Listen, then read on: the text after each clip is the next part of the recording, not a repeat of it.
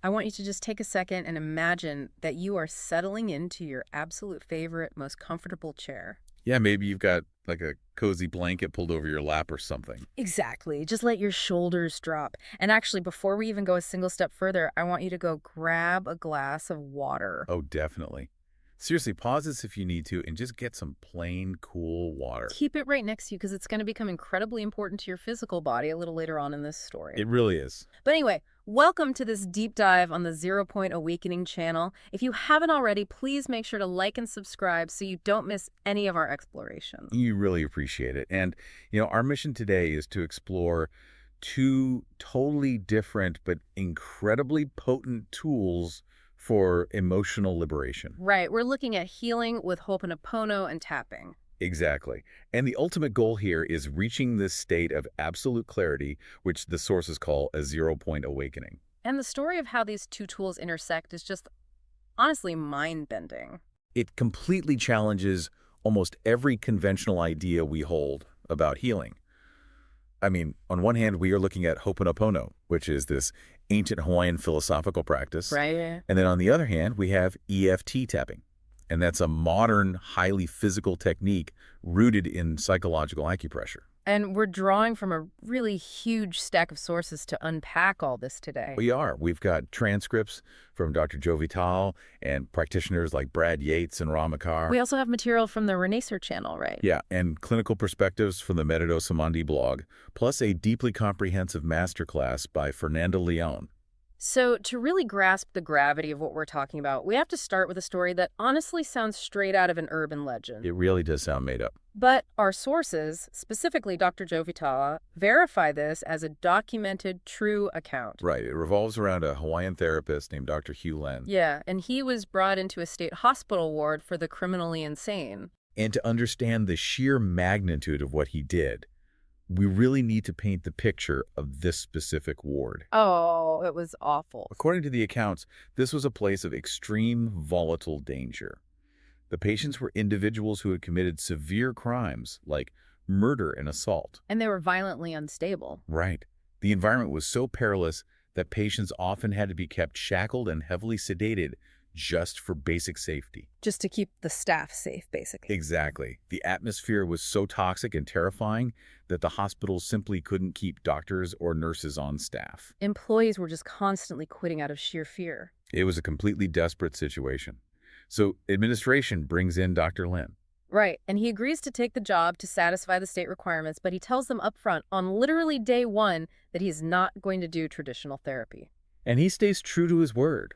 I mean, he never actually sits down in a room with these patients for one-on-one psychiatric sessions. Which is wild. Instead, he just sits alone in an office. Right. Yeah, he just sits in an office and pulls the patient's files. He looks at their charts and silently repeats 4 simple phrases. And those are, I love you, I'm sorry, please forgive me, and thank you. Right, just over and over again. Yeah. And the results of this silent practice were entirely unprecedented.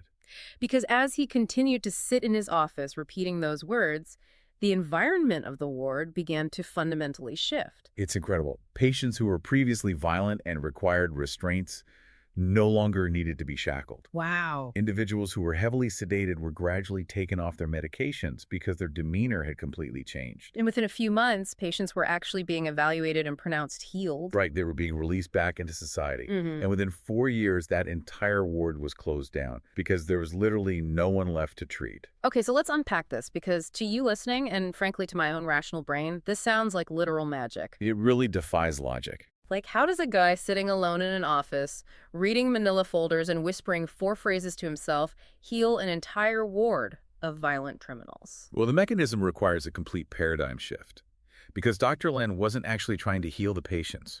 Wait, he wasn't? No, and that is the core radical premise of Ho'oponopono. He was healing himself. Okay, explain that. As he read those horrific charts, he was observing the emotions welling up inside of his own body. Like feelings of rage at the crimes or embarrassment or deep anger. Exactly. Profound guilt even.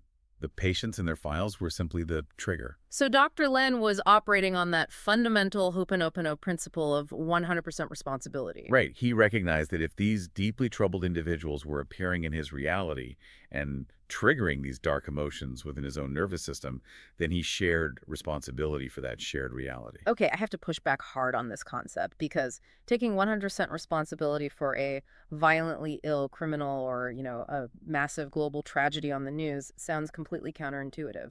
It's definitely a tough pill to swallow. To a lot of people, that crosses the line into victim blaming. If someone maliciously wrongs me, how do the sources justify saying that I am responsible? That is, honestly, the absolute highest hurdle most people face with this philosophy. Yeah. But the sources are incredibly careful to clarify this distinction. Right. Taking 100% responsibility in Ho'oponopono absolutely does not mean taking the blame for someone else's physical actions. So what does it mean then? It means taking absolute responsibility for your perception of the action and the specific emotional reaction it triggers inside of you. Ah, okay. Dr. Joe Vitale actually uses a very modern, highly specific example to illustrate this mechanism. He brings up the scenario of people watching the daily news and being intensely triggered by political figures. Right. Specifically, he uses the example of President Trump and the highly publicized policies regarding the separation of migrant families. Which is an incredibly charged, polarizing topic for almost anyone listening. Exactly. And to navigate this, just to be absolutely clear to you listening, neither of us are endorsing this policy or taking a political stance here. Right. We are strictly reporting on how Dr. Vitale uses this intensely polarizing example to demonstrate a psychological mechanism. Yes, the source uses this scenario specifically because it evokes such strong reactions. And Vitale's point is this: if you were sitting on your couch watching the news and a political figure's actions cause you deep, visceral anger or outrage in your chest, Ho'oponopono says that internal pain is yours to clean. The politician is just the trigger.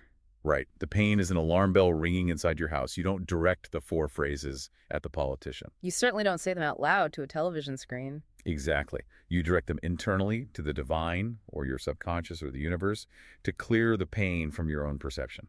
So the internal dialogue is more like, I'm sorry for whatever part of me or my deeply held belief systems or even my ancestral trauma contributed to creating a world where this kind of suffering exists. Yes, exactly. Please forgive me for holding on to this anger. Thank you for clearing this heavy energy from my heart. I love you. It's an internal reset button. The underlying philosophy is that the external world acts purely as a mirror for our internal state. And as long as you are yelling at the mirror and blaming the reflection for what you see, you remain entirely stuck. Right. You are giving your power away to the external trigger. Yeah. By taking 100% responsibility for the emotion, you actually take your power back. You clean the mirror. And as Dr. Len demonstrated in that hospital, when you clean your own internal perception deeply enough, the external reality often shifts in response. You reach a state of pure, unobstructed peace. Which is that 0-point awakening. Okay, so we've established that Ho'oponopono is the software. It's the philosophical code we use to change our mindset. Right. But you can't run new software if the hardware is crashing. Our bodies are that hardware, and the physical trauma or chronic stress we carry is like a corrupted hard drive. That requires a physical intervention, which brings us to the second tool in our stack, which is EFT tapping. The technique of emotional liberation. Exactly. The Metodo Samandi source describes tapping as psychological acupressure.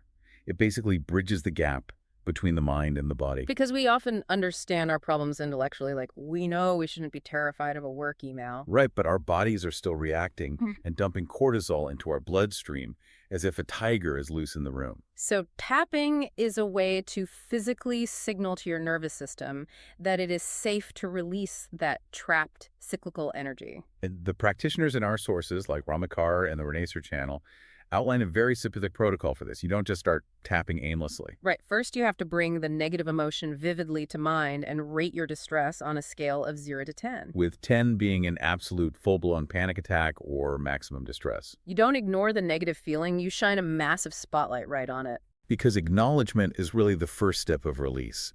You are not suppressing the emotion. You are inviting it to the surface. So you begin by tapping on the karate chop point, on the fleshy side of your hand. Right, and you use a setup phrase to anchor the feeling. Typically, it sounds something like, even though I have this overwhelming anxiety about my job, I deeply and completely accept myself. From there, we move through a specific sequence of meridian points on the face and torso. And what fascinated me in these sources is that they don't just say tap here. They actually explain the underlying science and reasoning. Right. For instance, you start right at the beginning of the eyebrow. The sources tell us this connects to the bladder meridian, and tapping here specifically releases fear and insecurity. Right.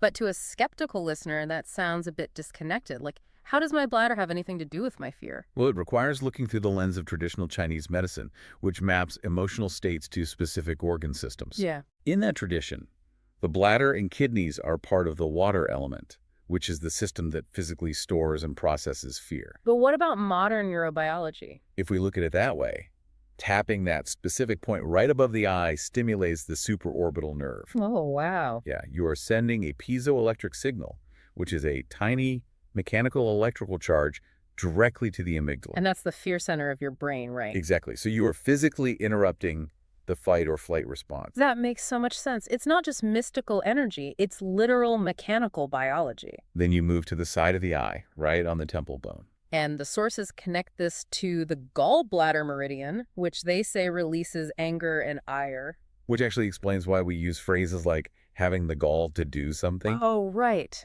The gallbladder digests fats, but energetically, it's viewed as the organ that digests our resentments. Following that, you tap right under the eye on the orbital bone that connects to the stomach meridian. Again, think of the language we use, like, I can't stomach this situation. It's exactly. This point is focused on releasing worry, nervousness, and chronic overthinking. And then you also tap right under the nose, on the cleft of the chin, and then a major point right on the collarbone. Which connects back to the kidney meridian. Right. And there are additional points under the arm, on top of the head, and even tapping the insides of the wrists together. So by stimulating these high-density nerve clusters while actively focusing on the thing that stresses you out, you are forcing the brain to decouple the distressing memory from the physical panic response. You are basically telling the body, I am looking right at the tiger, but I am safe. Exactly. Now, if you're feeling a bit lightheaded right now, just thinking about your own stressors or visualizing this process, take a sip of that water you grabbed earlier. Yes, please do. Because the Renaissance source brought up a highly specific and vital detail about this practice. They emphasize that you absolutely must hydrate before and after tapping. And to understand why, we have to look at the body as an electrical system. The Renaissance practitioner reminds us that human beings are roughly 85% water. Right. Tapping is fundamentally about getting stagnant energy, cellular memory, and electrical impulses to flow freely through the body's fascial network and meridians. And water is the supreme conductor of electricity in the human body. Exactly. If you are dehydrated, your tissues are like dry sponges. The electrical signals simply cannot move effectively. You have to give the physical body the literal hydration it needs to conduct the signal and subsequently flush out the physiological toxins released during the emotional clearing. So drink your water. Your nervous system is already trying to process this information, and it needs that conductivity. So how do we bridge Ho'oponopono and EFT? We have the software and we have the hardware. How do we run them together? This is where we see the ultimate synergy. Practitioners like Brad Yates and the guides on the Renaissance and Ramakar channels have fused these two practices into something incredibly potent. In traditional EFT, you might tap through the points while verbally complaining about your boss, saying things like, I'm so angry he overlooked me. Right. But when you merge the practices, you hold that grievance in your mind, you feel that distress level at an 8 or a 9, and as you physically tap through the meridian points, you recite the 4 Ho'oponopono phrases instead of the complaints. So I'm tapping the eyebrow point, visualizing my anxiety, and silently saying, I love you, I'm sorry. Yeah. Then I move to the side of the eye and say, please forgive me, thank you. Exactly. It's like, imagine you have a deeply corrupted file open on your computer screen. You're staring right at the glitch, watching it ruin your system. Right. But instead of just complaining about the glitch, you start typing in a completely new foundational code of pure love and forgiveness to rewrite the file, all while literally hammering the physical refresh button on your nervous system. That is a perfect analogy. Yeah.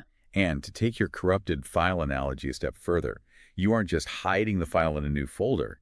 You are actively dissolving the corruption. You are taking 100% responsibility for the glitch, applying the philosophical solvent of the 4 phrases, and using the physical tapping to ensure the hardware processes the update. And you repeat these rounds of tapping until that distress level drops from an 8 to a 4 and eventually down to absolute 0. And Brad Yates adds a brilliant transition to this in his source material. Once you've cleared out the negative static and hit that 0 point, he shifts the tapping script from clearing fear to actively expecting miracles. Expecting miracles, I love that. He notes that human beings are evolutionarily conditioned to expect the worst. We do this to protect ourselves, thinking, expect the worst and you'll never be disappointed. Right, we all do that. But Yates argues that this defensive posture is a trap. The brain's reticular activating system is a filtering mechanism. It finds whatever you tell it to look for. So if you expect the worst, your brain will sift through millions of data points just to find the threat. Exactly. But if you tap to clear that fear of disappointment, you can prime your brain's filter to expect miracles instead. He actually quotes Albert Einstein to anchor this idea. Oh, yeah, the quote is, there are two ways of looking at life. As though nothing is a miracle, or as though everything is a miracle. When you are operating from the 0 point, when you have physically and mentally cleared your old triggers, you are no longer filtering reality through the lens of past pain. You wake up and realize that the fact you are pulling invisible oxygen from the atmosphere, converting it into energy in your lungs, and using it to power a conscious mind is, objectively, a miracle. Right. Tapping while expecting miracles literally trains your neurology to scan your environment for the good, the surprising, and the awe-inspiring.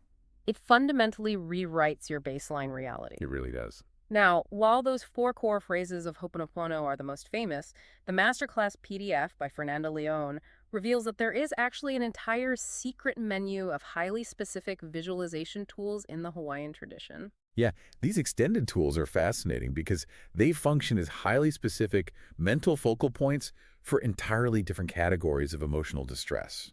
Let's put this into a real-world scenario.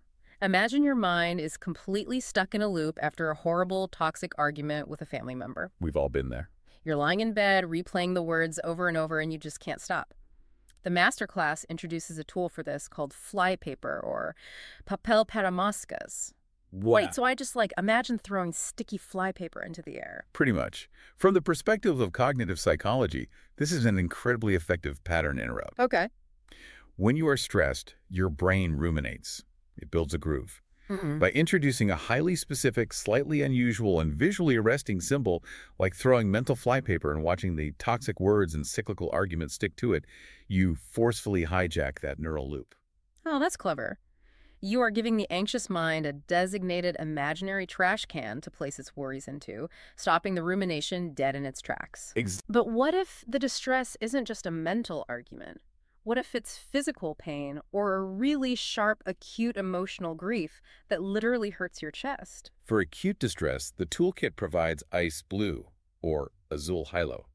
This phrase is used specifically as a form of mental anesthesia. So when you are experiencing sharp pain, repeating ice blue is meant to visually and verbally numb the distress, cooling the emotional inflammation so the body can initiate healing. Right. And what if the memory is deeper? Like lingering trauma from a genuinely hostile environment or witnessing extreme aggression. The tool for that is silence pills, or píldoras del silencio. This is a visualization designed to erase the energetic imprint of violence. So when the mind is trapped in the traumatic replay of a hostile event, imagining taking these silence pills helps bring the emotional volume of that memory back down to absolute zero. Exactly. It quiets the internal noise. Okay, let's shift gears to something that keeps a lot of people awake, which is financial stress. If I'm terrified about paying my rent, what's the interrupt for that? For that, we look at the concept of drizzle, or levisna. This visualization targets our deeply ingrained relationship with abundance. How does it work? Drizzle is used to gently wash away memories, societal conditioning, and deep-seated beliefs of scarcity or poverty. It's meant to clear those blockages so that the energy of natural abundance can flow freely. These all sound like incredibly helpful mental exercises, but how do we make this physical? Which brings us right back to our glass of water. The source mentions a practice called solar water, or agua solar. Yeah, this grounds the entire philosophy into a daily physical ritual. The source describes taking a blue glass bottle, filling it with standard tap water, covering it with a non-metallic lid, and leaving it in direct sunlight for about an hour. And the idea is that the water absorbs the solar energy and the specific frequency of the blue glass, right? Yes. Psychologically, the act of preparing this, letting it sit, and intentionally drinking it, transforms a mundane act of hydration into a profound, purifying ritual of intentionality. It's a way to give your hyperactive, anxious brain a tangible physical job to do so. It stops tearing up the furniture in your mind. Exactly. So, as you're sitting there right now, maybe taking another sip of that water, think about the immense, deafening noise of the world today. You can be completely overwhelming. We are constantly dealing with information overload, endless news cycles engineered to outrage us, and just a total barrage of external triggers. Right. It is so easy to feel completely helpless. But what these sources are reminding us is that you have a comprehensive toolkit built right into your own biology. You really do. You don't need a prescription. You don't need to buy expensive equipment. You have your breath, your fingertips, and your profound ability to take 100% responsibility for your inner world. Which brings us to a final thought to ponder, one that pushes this entirely into new territory. Oh, I love these. Let's hear it. We know from the emerging science of epigenetics Mm. that our environment and our emotional states can actually alter how our genes are expressed. Right, and that we can pass those stress markers down to our children. Exactly. So if tapping in Ho'oponopono can genuinely rewire your current nervous system, decouple traumatic memories from your amygdala, and lower your baseline cortisol, could taking 100% responsibility today actually be rewriting the epigenetic markers of generational trauma you pass down tomorrow? Oh, wow. If clearing your own mirror could echo through your entire family line, that is a staggeringly beautiful thought to sit with. It really changes how you look at the work, doesn't it? Just to stop fighting the reflection and just clean the glass. Thank you for joining us on this deep dive on the Zero Point Awakening channel today. Don't forget to hydrate, be incredibly gentle with yourselves as you practice these tools, and we'll see you next time.